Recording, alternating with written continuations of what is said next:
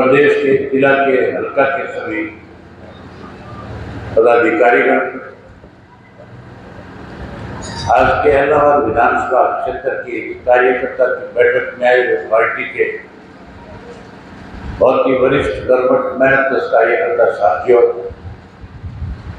पत्रकार छायाकार दोस्तों, मेरे से पहले जो साथी बोल रहे थे सारी बातों से उन्होंने आपको अवगत कराने का काम किया। भारतीय जनता पार्टी की सरकार बनने के बाद इस 10 वर्ष में किस किस्म के हालात रहे, हमें किन किन परिस्थितियों से गुजरना पड़ा, क्या क्या वायदे देश के प्रधानमंत्री ने लोगों के साथ किए, ये सारी बातें आपके सामने रखी। अगर मैं इन्हीं बातों को दोहराऊंगा तो बहुत लंबा समय लग जाएगा। 25 मई को हरियाणा प्रदेश की 10 लोकसभा की सीटों पर चुनाव होने जा रहा है। ये चुनाव कोई मामूली चुनाव नहीं है। इस चुनाव के बहुत बड़े मायने निकलने हैं। इस चुनाव से इस बात का भी फैसला होना है कि अक्टूबर के महीने में जब विधानसभा का चुनाव होगा तो उसमें किस पार्टी की सरकार बनेगी। आज हर व्यक्ति सरकार से दुखी है, परेशान है। मैंने जब 24 फरवरी से परिवर्तन यात्रा शुरू करी थी और मैं हरियाणा प्रदेश के 2000 से ज्यादा गांव में जब होकर के आया था, शहर और कस्बों में लोगों से मिलकर के आया था, मैंने बहुत से नजदीक से जाकर के लोगों की दिक्कत और कठिनाई को समझने का काम किया। कहीं पे भी भाषण नहीं दिए, लोगों से बातचीत करी थी और पूछा था खुद करके कि सरकार से क्या दिक्कत और परेशानी है। हैरानी की बात है, पीने के पानी को लेकर के लोग दिक्कत में हैं, कठिनाई में। आज भी 80% गांव ऐसे हैं जहां पीने के पानी की ठीक से व्यवस्था नहीं है। आज 80 से ज्यादा फीसदी स्कूल ऐसे हैं जिनमें मास्टर नहीं है। आज 90% से ज्यादा ऐसे PSC, CSC और डिस्पेंसरी हैं जो गांव में बड़ी हुई है, जो चौधरी ओम प्रकाश चौटाला जी ने बनाई थी। उनमें डॉक्टर नहीं है, कहीं गलती से डॉक्टर है तो दवाई नहीं है। सड़कें सारी टूटी पड़ी है, हर व्यक्ति दुखी है, परेशान है, महंगाई बढ़ गई है, भ्रष्टाचार बढ़ गया, कानून व्यवस्था खत्म हो गई, पढ़े लिखे बच्चों के लिए रोजगार नहीं है, नौकरी नहीं है। और हमारे इलाके में तो नशे की वजह से रोज किसी न किसी गांव में कोई ना कोई नौजवान नशे की घाटे करता है, अपराध बढ़ गए। लेकिन सत्ता में बैठे लोग आपकी इन दिक्कत और कठिनाइयों को दूर करने के बजाय कैसे किसान कमजोर हो इसके लिए रोज नए फैसले लेते हैं। सत्ता में बैठे लोग रोज नए नए घोटाले कर रहे हैं। विधानसभा का पिछला सेशन था और विधानसभा के सेशन के अंदर जब मुझे बोलने का मौका मिला, जब बजट पे मैंने अपनी बात रखनी थी, बजट में लिखा गया था कि 2.25 लाख करोड़ का बजट लेकर के आए, प्रदेश के विकास में खर्च करेंगे। मुझे जो बोलने का अवसर मिला, मैंने मुख्यमंत्री से कहा कि बड़ी हैरानी की बात है, 10 वर्ष में जब से आपकी सरकार बनी है, सरकार बनने के बाद कोई भी ऐसा हमारा सेशन नहीं गया इस सेशन से पहले आपकी सरकार ने कोई ना कोई घोटाला ना किया। 20 से ज्यादा घोटाले हुए, शराब का घोटाला हुआ, धान का घोटाला हुआ, रजिस्ट्री का घोटाला हुआ, पेपर लीक का घोटाला हुआ, नौकरी लगाने के नाम पे पैसे लिए गए, घोटाले किए गए। सरकारी दवाइयों की जो खरीद करी गई कोरोना ने, उसमें भी 450 करोड़ रुपए खा लिए। सरसों में घोटाला किया, एमएसपी के नाम पे किसान को लूटने का काम किया। हमारा इलाका जो है सरसों की खेती करने वाला, आज ऐसी हालत है जो रेट हमें एमएसपी के हिसाब से मिलना चाहिए, उसमें नया डंगा डाल दिया। जबकि लैब के अंदर तेरी सरसों टेस्ट कराएंगे, अगर उसमें तेल की मात्रा ठीक होगी तभी सरसों खरीदेंगे। किसान को सस्ते में बाजार में बेचने पे मजबूर करके हजार रुपया क्विंटल का नुकसान हो गया।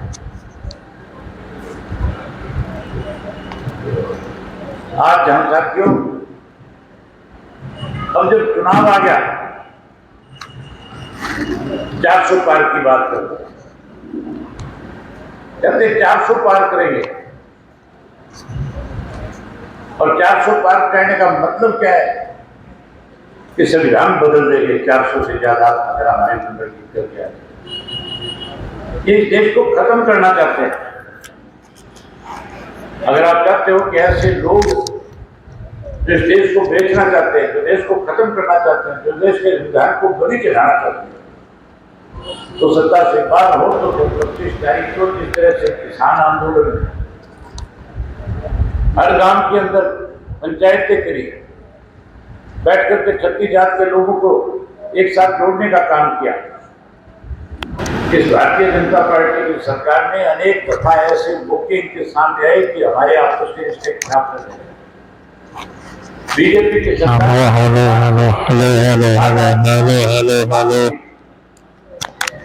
उस वक्त 3536 जात का नारा देकर के हमारी भाईचारे को तोड़ने का इन्होंने प्रयास किया। देश से पहले माजरा जी ने बताया कि किस तरह से राजकुमार सैनी को जिम्मेवारी लगाई गई कि वो जाकर के हरियाणा प्रदेश के गांव गांव के अंदर मीटिंगें करे, बैठकें करे, जिलों में जाकर के पत्रकार सम्मेलन करे और जात पात का जहर घोल करके लोगों के बीच में आपसी मतभेद पैदा करने का काम है। लेकिन साथियों, हरियाणा का हर व्यक्ति इस बात को समझता था कि भाईचारा तोड़ने के लिए आए हुए लोग। इसीलिए जिन्होंने 75 पार का नारा लगाया जब दोबारा, तो उनको सत्ता से बाहर कर दिया। 40 सीट पे जाकर के रोक दिया था, 50 अपोजिशन को जीत करके थे।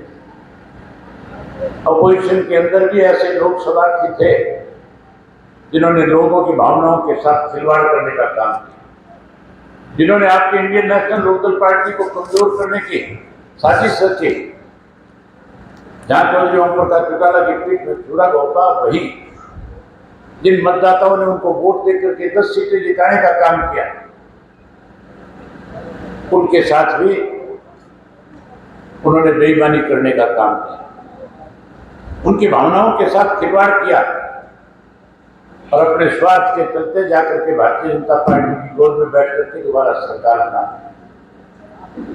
बीजेपी वालों को भी पता था ये स्वार्थी है, बेईमान है, लूटने आए हैं। जब दोनों का लूट का बंटवारा ठीक चलता रहा, तब तक कोई मतभेद नहीं हुआ। तब तक वो गठबंधन के माध्यम से हरियाणा प्रदेश को लूटने में लगे रहे। और जब लूट के हिसाब किताब के अंदर गड़बड़ी हो गई, और वो गड़बड़ी मैंने पकड़ी। आपने विधानसभा का सेशन देखा होगा, मैंने पूछा था कि शराब की फैक्ट्रियों वालों के ऊपर कांच की बोतलें किसके थोपी जा रही है। 700 करोड़ रुपए का लेन देन होना था। मुझे फैक्ट्री के लोगों ने मिलकर के बताया था कि हमारे से जबरदस्ती वसूली की जाएगी। मैंने जब सत्ता में बैठे लोगों से, मुख्यमंत्री से, मंत्री से पूछा, तो फिर फंस करके खड़े हो गए। मुख्यमंत्री को पता ही नहीं था 600 करोड़ का घोटाला होने जा रहा है। जब मैंने वो बात उजागर करी, मुख्यमंत्री ने अपने अधिकारियों को, साइड के लोगों को बुला करके पूछा कि क्या मामला है। उन्होंने जब पोल खोली कि इसमें 600 करोड़ के टेंडर होने हैं, जिनमें आपका मंत्री जो है मोटा पैसा खाने की फिराक में, तो फिर ये विवाद खड़ा हो गया। अगले दिन फैसला कर दिया कि विवाद निकालो। उनको तो निकाला ही निकाला, खुद भी निकल गए। मुख्यमंत्री निकल गया, नहीं निकल गया, इनके लात मार के काट दिया। आज भी कहते हैं हमारा आपस के अंदर कोई विवाद नहीं है। अगर आज भी हमारे साथ कोई गठबंधन की बात करेगा, हम उनके साथ चले गए। आज वो इसलिए डरे हुए कहते हैं कि अगर कहीं विरोध करोगे तो ईडी वाले तुम्हारे घर भी आ जाए। आ जाएंगे कि नहीं आ जाएंगे? ईडी की तरफ से तो मेरे सामने जिंदल को लेकर के खड़ा कर दिया। मेरे सामने जिस जिंदल को इन्होंने खड़ा किया, उसके बारे में देश के प्रधानमंत्री ने 2014 के चुनाव में कहा। आजकल सोशल मीडिया पे वो वीडियो लगातार चल रही है, जिसमें कहा था कि मैंने तिजोरियों के अंदर पैसे पड़े देखे। ये प्रधानमंत्री की वर्डिंग थी। तिजोरियों में मैंने गहना देखा, सोना देखा, चांदी देखी। कहने लगा कि जिंदल की तिजोरी के अंदर तो कोयला पड़ा है 40,000 करोड़ रुपए।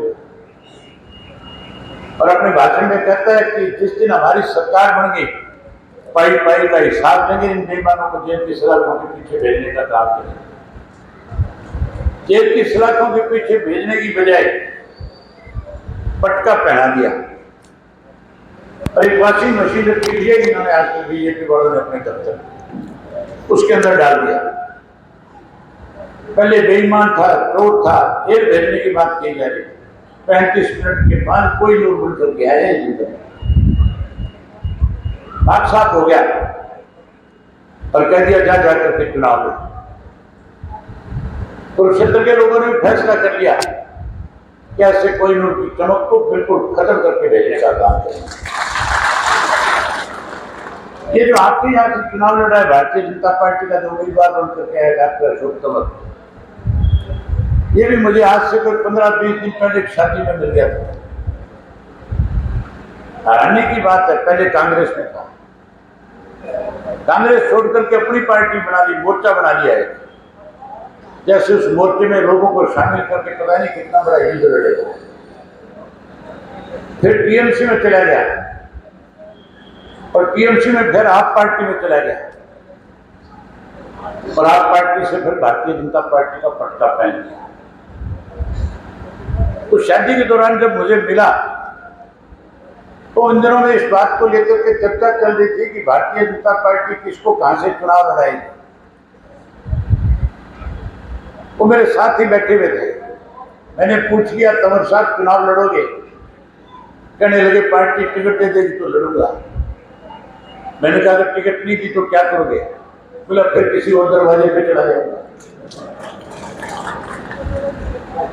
दरवाजा उसको पता था सारे बंद हो चुके थे तेरे लिए, दरवाजा तो केवल अपनी पार्टी वाला बचा था। मैंने कहा हमारे दरवाजे इतने कमजोर नहीं है कि तेरे जैसे लोग उस दरवाजे में घुस करके अपनी कोई सवाल पूरा कर सकते।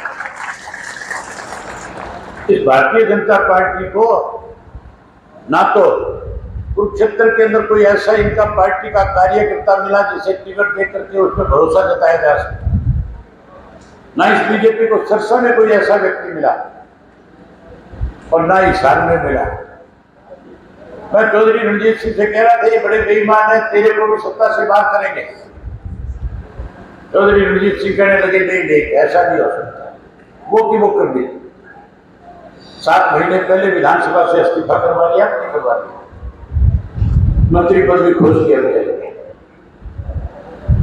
और वहां ले जाकर के फंसा दिया जहां 40,000 वोट भी नहीं मिलेंगे, जहां जमानत भी नहीं मिलेगी। ऐसी जगह से टिकट दे दिया, जो कुछ कमाया दबाया वहां खर्च करवाने के सारा पैसा।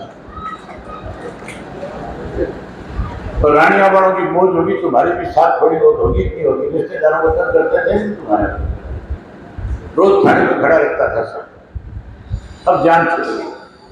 पुलिस वाले भी मुझे बता रहे थे तुम्हारी भी जान छूट गई। मेरा कहने का मतलब है ऐसे लोगों को सबक मिलना चाहिए।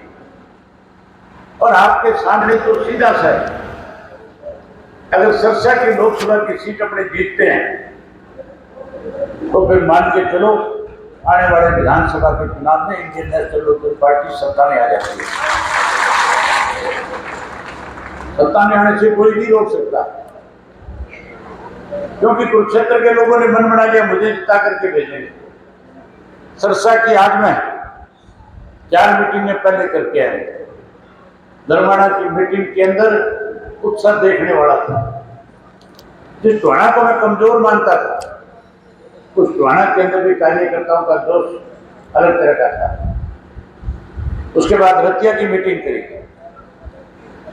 रतिया का तो फैसला एक तरफा वोट डाल करके इंडियन नेशनल लोकल पार्टी के उम्मीदवार को जिताने का काम है। अभी फतेहाबाद की करके आए। जिस जगह पे मीटिंग रखी थी उस जगह पे बैठने को जगह नहीं मिली थी। कितने कार्यकर्ता साथ किया गया। रहलाबाद का तो